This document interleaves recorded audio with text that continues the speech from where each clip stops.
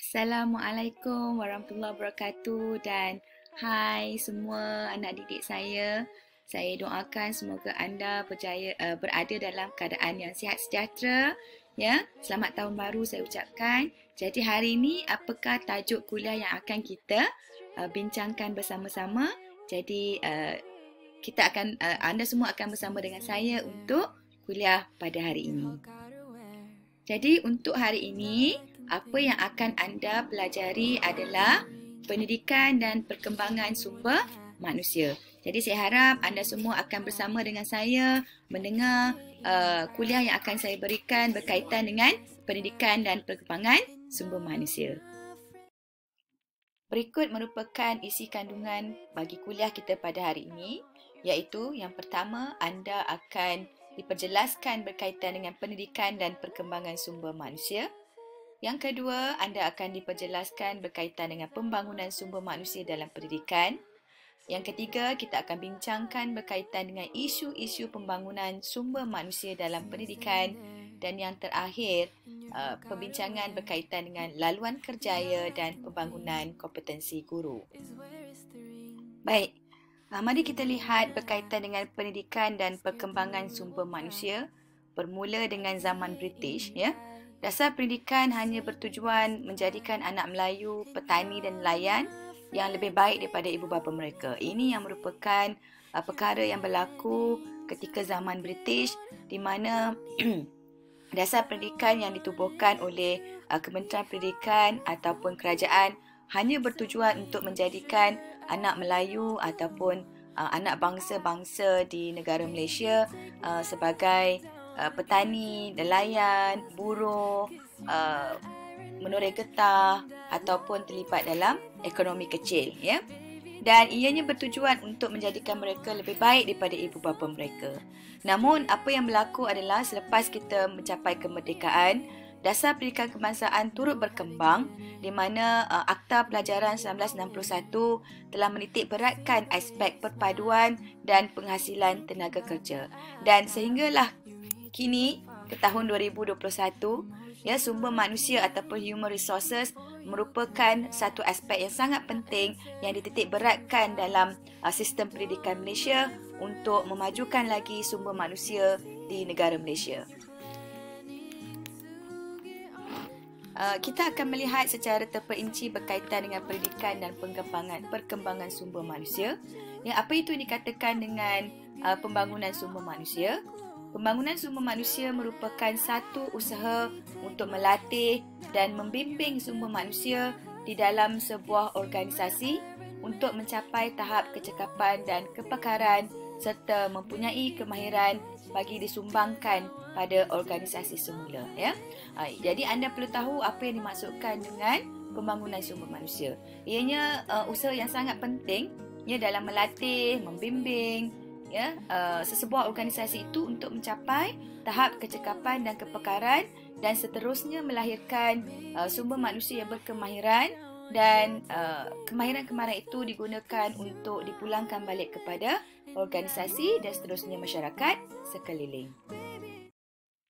Dalam bidang pendidikan, ciri profesionalisme keguruan perlu dibangunkan secara terancang bagi memastikan setiap dasar pendidikan dapat dilaksanakan dengan berkesan dan seterusnya memberikan impak yang besar kepada keberhasilan murid. Jadi anda perlu ingat apabila anda menjadi seorang guru, apabila anda masuk dalam profesionalisme keguruan, anda perlu memikirkan untuk membangunkan potensi sumber manusia yang ada dalam kalangan murid anda. Dengan bagaimana cara untuk memastikan pembangunan sumber manusia itu berlaku, anda perlu mengamalkan ataupun menggunakan dasar-dasar pendidikan yang diberi oleh sistem pendidikan, dan ianya perlu dilaksanakan dengan berkesan dan memberi impak yang besar kepada keberhasilan murid. Jadi apakah peranan pendidikan sekarang yang perlu anda tahu sebagai seorang bakal guru?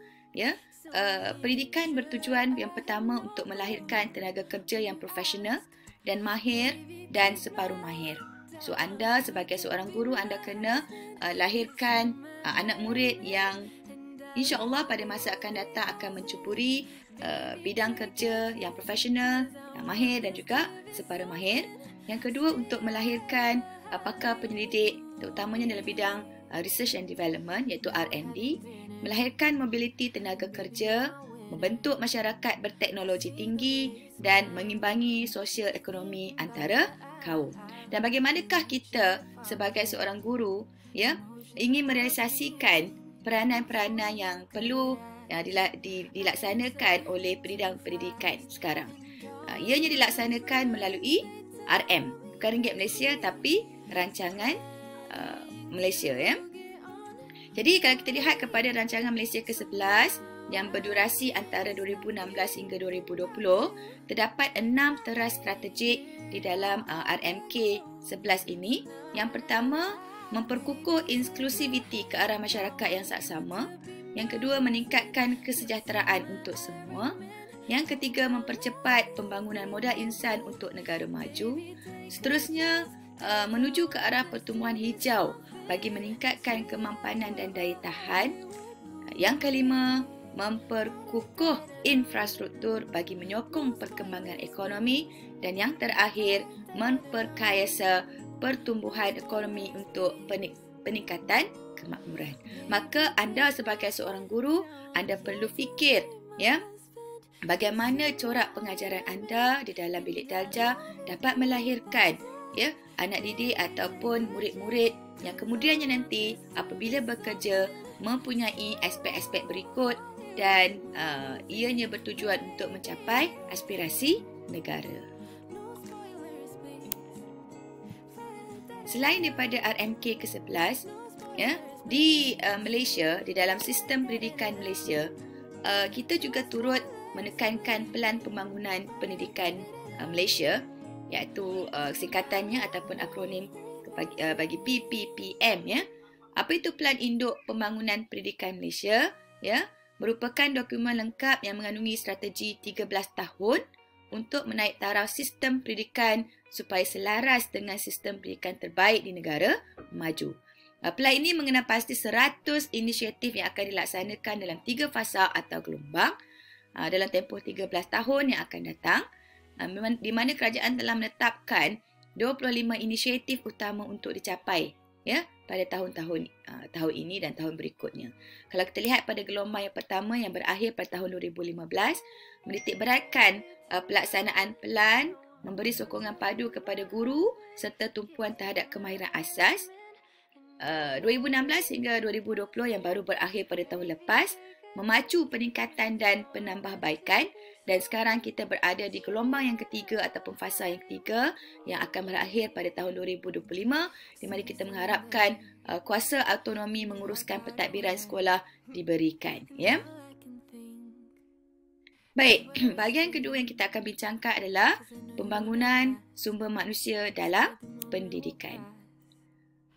Untuk Kementerian Pendidikan Malaysia, kita mempunyai satu badan ataupun satu jabatan yang khusus dalam mengurus pengurusan sumber manusia ataupun jabatan ini dikenali sebagai Bahagian Pengurusan Sumber Manusia, dan ini merupakan laman sesawang bagi Bahagian Pengurusan Sumber Manusia ataupun singkatannya adalah BPSM. So, apa fungsi BPSM? Baik, so latar belakang BPSM di bawah Kementerian Pendidikan Malaysia ini, ia ditubuhkan pada Julai, pada 1 Julai, bertujuan untuk memantapkan lagi pengurusan sumber manusia Kementerian Pelajaran Malaysia sejajar dengan perkembangan arus perdana masa kini. Jadi apakah visi yang mendukung kepada BPSM? Menjadi sebuah organisasi yang cemerlang dalam mengurus sumber manusia melalui sistem pengurusan yang berkualiti, dan ini adalah misi bagi BPSM, mengurus sumber manusia KPM secara cekap, berkesan dan berkualiti bagi mencapai matlamat kecemerlangan pendidikan negara. Jadi apabila anda mula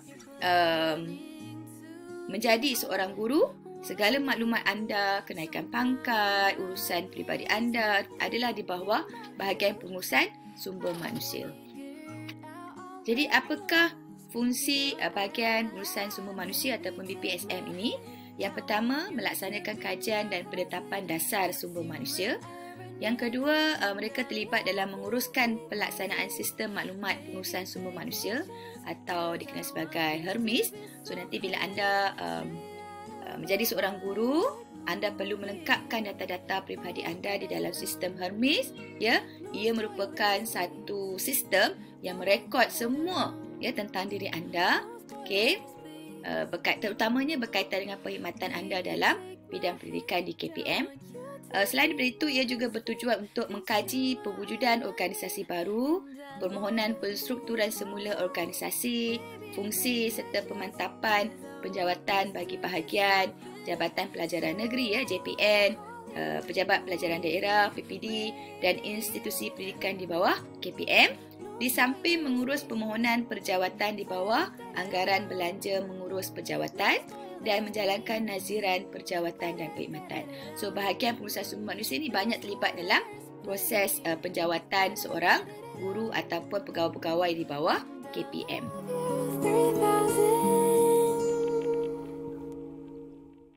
Jadi, mereka juga terlibat dalam menguruskan hal-hal perkhidmatan dan kemudahan warga KPM serta memantapkan jalinan kerjasama dengan kesatuan ataupun persatuan guru dan bukan guru.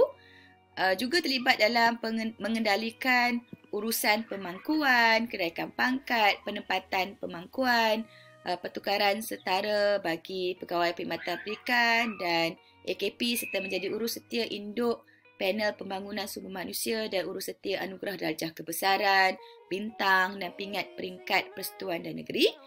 Juga terlibat dalam merancang, menggubal, menyelaras dan memantau pelaksanaan latihan, kursus dalam dan luar negara bagi perkhidmatan bukan guru serta menjadi urus setia panel pembangunan sumber manusia dan mengemaskini pengkalan data latihan. Merancang, menyelaras, memantau dan membuat latihan bagi pelaksanaan HERMIS di Kementerian Pendidikan Malaysia yang meliputi bahagian negeri dan daerah termasuk sekolah, kolej komuniti, hospital pengajar dan universiti dan juga terlibat dalam menyelaras maklumat data sumber manusia KPM. Baik, seterusnya kita akan melihat bahagian yang seterusnya iaitu berkaitan dengan isu-isu pembangunan sumber manusia dalam pendidikan. Baik, yang berikut adalah senarai isu-isu berkaitan dengan pembangunan sumber manusia iaitu penilaian dari aspek penilaian prestasi, insentif dalam pendidikan, globalisasi pendidikan, teknologi dalam pendidikan, jaminan kualiti pendidikan, pengrekrutan dan pemilihan staf, latihan dan pembangunan staf, pembangunan kerjaya, ketidakseimbangan gender, imbuhan, peperiksaan versus pendidikan, dari aspek kepimpinan, etika dan integriti, tekanan kerja, stres, gangguan seksual, pengaliran dan juga streaming. So, di antara isu-isu yang pernah timbul berkaitan dengan pembangunan sumber manusia khususnya dalam Kementerian Pendidikan Malaysia. Bahagian terakhir adalah kita akan melihat kepada laluan kerjaya dan pembangunan kompetensi guru. Okey, berikut adalah pembangunan profesionalisme berterusan PPB bagi guru ataupun guru-guru baru guru-guru novis yang melibatkan laluan PDP, laluan kepimpinan dan juga laluan kepakaran pendidikan. Melibatkan deskripsi tugas, menerangkan peranan dan tugas.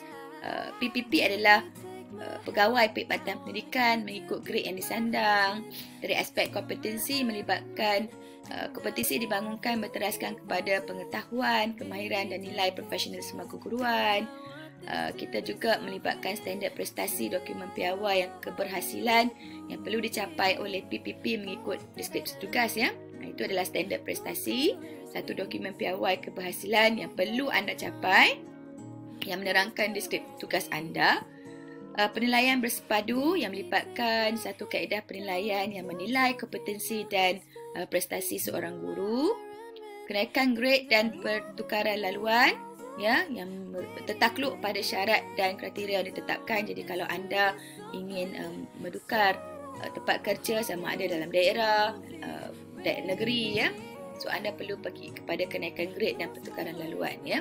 Jadi apakah sebenarnya PPB? Ya, PPB mengandungi aktiviti latihan, pembelajaran kendiri dan sesi pembelajaran untuk meningkatkan prestasi dan kompetensi dengan merujuk kepada Plan Induk Pembangunan Pendidikan Kebangsaan. So nanti bila anda jadi seorang guru, anda akan dapat lihatlah ya domen utama pembangunan profesionalisme anda. So di samping kita ingin meningkatkan sumber manusia dalam kalangan murid yang kita ajar ya pada masa akan datang, kita juga perlu meningkatkan sumber manusia diri kita sendiri sebagai seorang guru. Jadi bahagian pengurusan sumber manusia dan juga pembangunan profesionalisme berterusan PPP merupakan satu platform di mana anda boleh ya meningkatkan domen-domen utama dalam pembangunan profesionalisme.